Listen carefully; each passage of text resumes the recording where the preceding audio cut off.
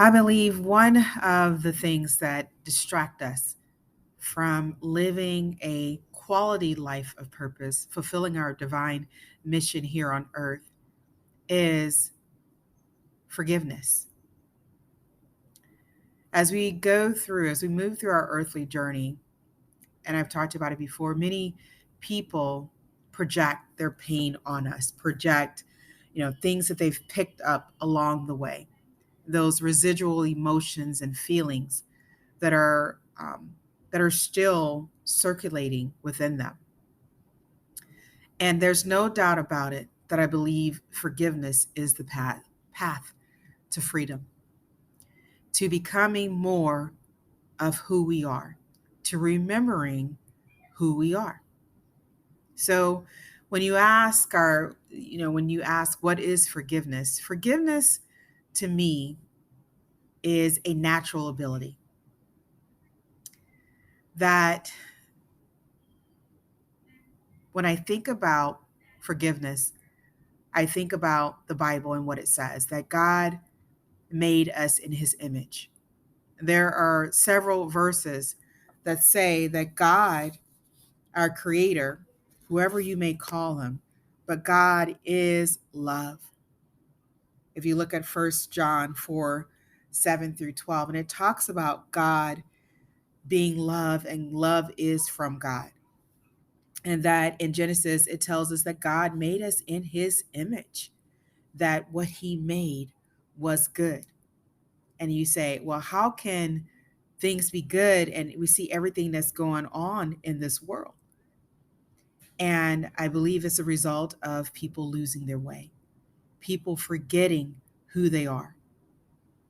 The very thing that Jesus came here to remind people of who they are. When he cried and he cried along with people, and I believe it was that thought that you have forgotten that you have the natural ability to heal. You have forgotten that you don't need to struggle with these diseases, with these problems. And Jesus was here to increase awareness, to bring back that relationship that we have with our creator, those natural abilities that we have within ourselves. And forgiveness is one of them. When we think about the definition of love that the Bible gives us in 1 Corinthians 13, chapter 13, and it says that love does not remember any wrongs. When you think about other Bible verses um, that surround, if you will, forgiveness, you think about, treating people as you would want them to treat you, loving your neighbor as you would love yourself. Forgiveness is a higher part of ourselves. It is from the spirit that is within us. When we forgive, we bring to our awareness that no experience defines us, that we come through to this world without those experiences. So those experiences do not define us. We forget that people have free will, that they choose what they want to do, what they don't do. Because often a lack of forgiveness stems around us having expectations around what we believe people should and should not do. We have these titles and we hold so dear to these titles. You are my mother, you are my father, you are my brother, sister, aunt, uncle, grandma, coach, and you should treat me like this. Now, granted, yes, we want to be treated with respect, but knowing that people have free will, that they get to decide how they choose to see their life experiences, how they choose to respond to life.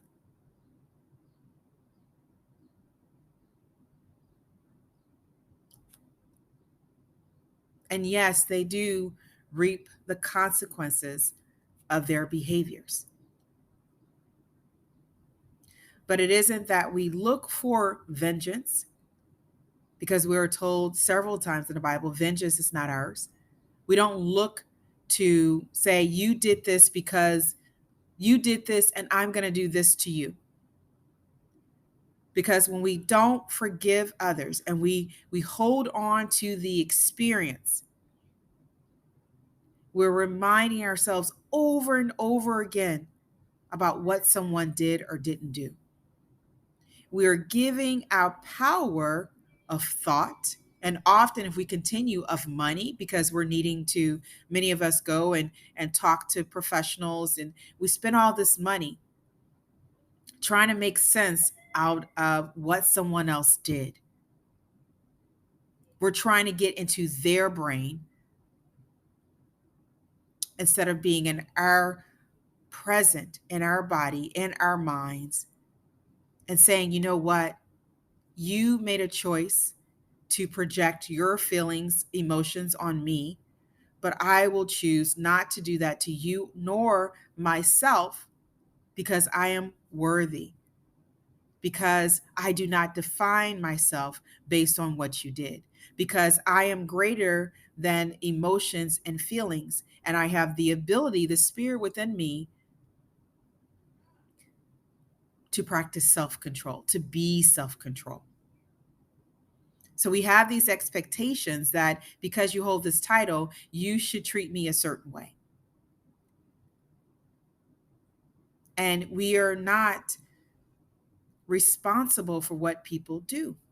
Their actions are their actions, especially when you think of adults. Their actions are their actions. That is their choice of how to respond.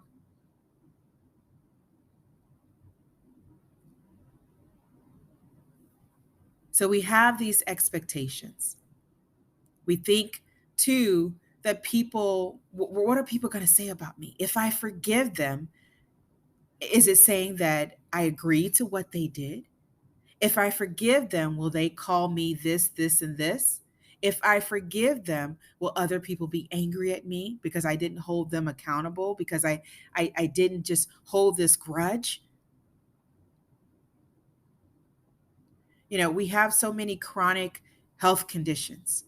We have so many mental health diagnoses that occur every year. So many people that are diagnosed with a mental health condition. And if you look at many of these conditions and some research, the stress is a common factor. When we don't forgive others, we have this natural response, this flight or fight response, right? We use it in the moment if we need to fight or flight. Hormones go up, catecholamines, epinephrine, norepinephrine, that stimulate our hearts, that we have sweating, because we're breathing, because our body is preparing us to fight or flight.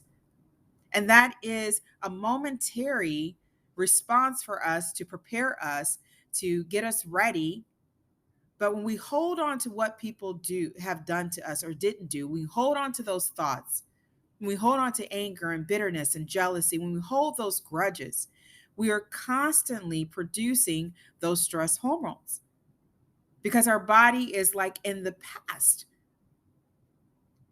And you know about it. They've done research, how people prepare themselves for events, and it's almost like they're there in the event. And so when we're constantly barraging our body with these chemicals that stimulate us, when our cells are constantly in stress mode, we wonder how come we're so susceptible to diseases, to illnesses. The universal laws are that we love one another. Universal laws are that we do not remember wrong. And when we break these universal laws, then we see suffering.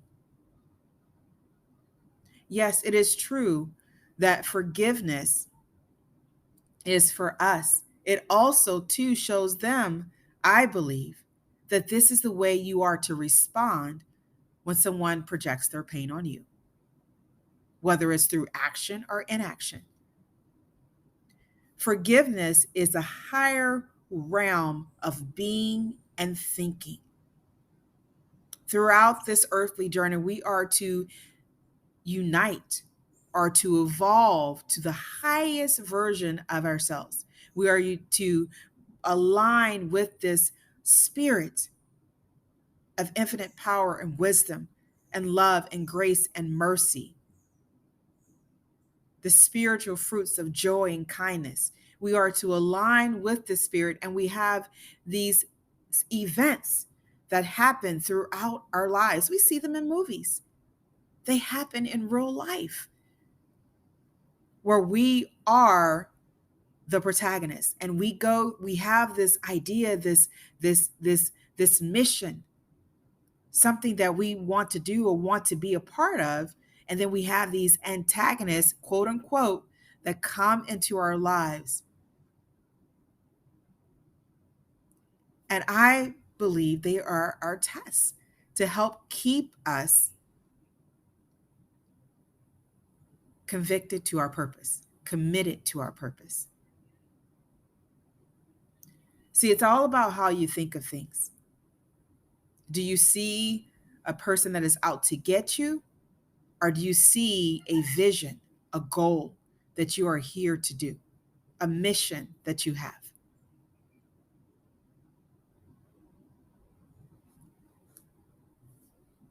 I believe there's a plan for our lives,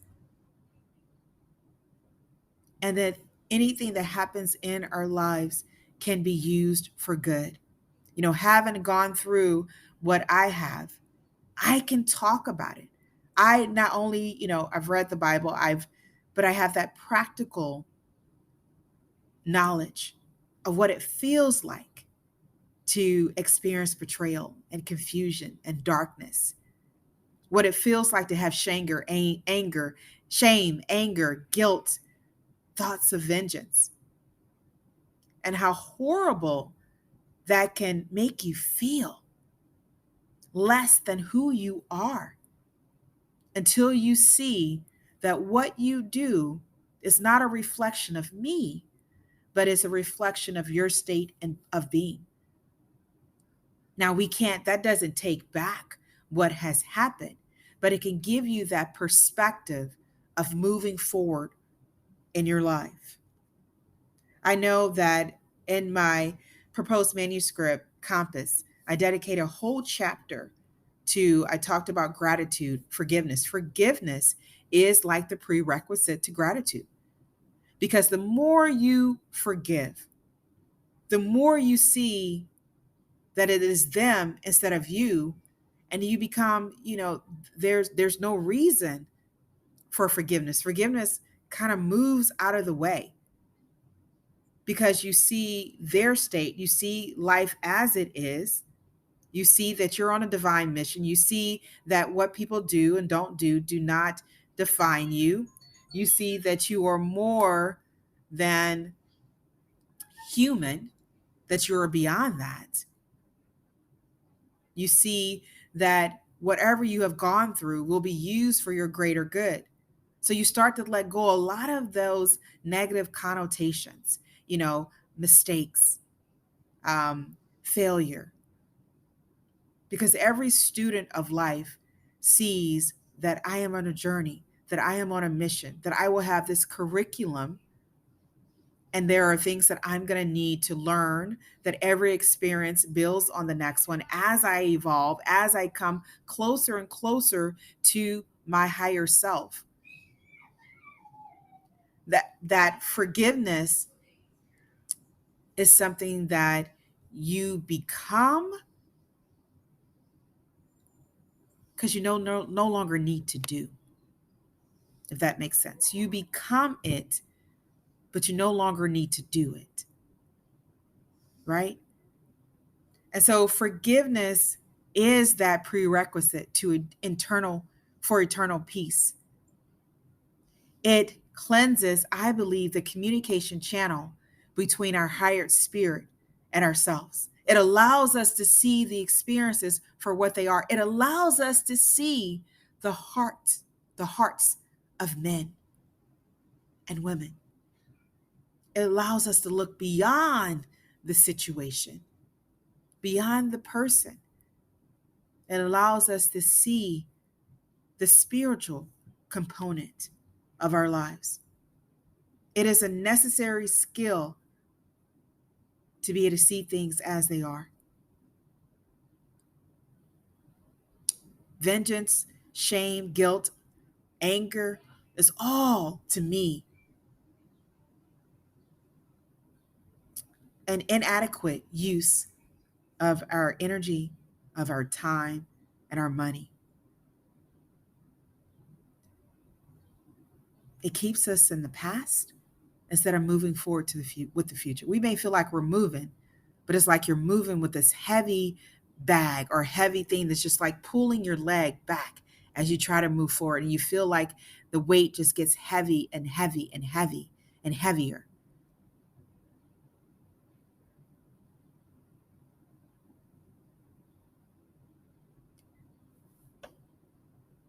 You are here for divine reasons.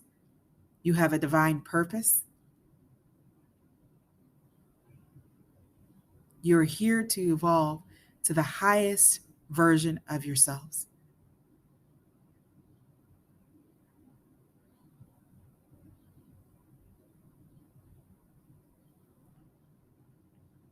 Within you is the ability to move past your experiences, to transcend them.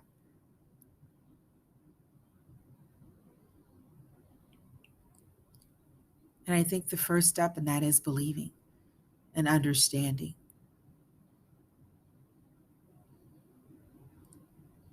that it is essential that you remember who you are, that it's essential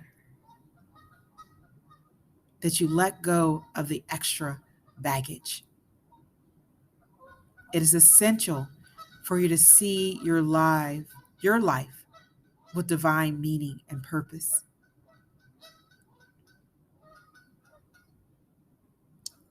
It is essential that you practice, that you forgive. Yes, it's for you.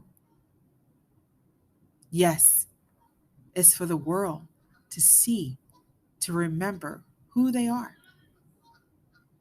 And do you know how much power is in that? When I think about forgiveness, how much power that is, that you are not moved by what others do, say, and don't do or say.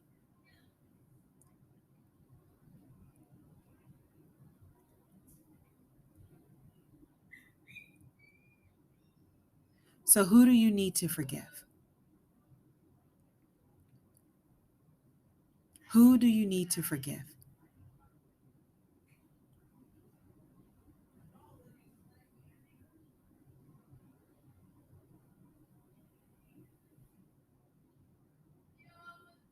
Because I can tell you that it's worth it.